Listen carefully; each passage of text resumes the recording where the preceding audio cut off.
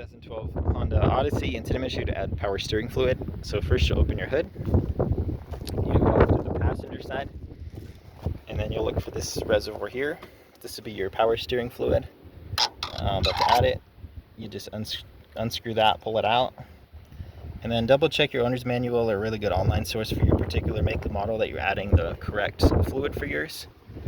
But on the side here you can see some levels to try to fill to. But with a funnel or just straight from your jug, you'll just pour into here till you get to your full line. When you're done, just pop this right in. You don't want to fill it all the way to the top. There's supposed to be some air gap in here.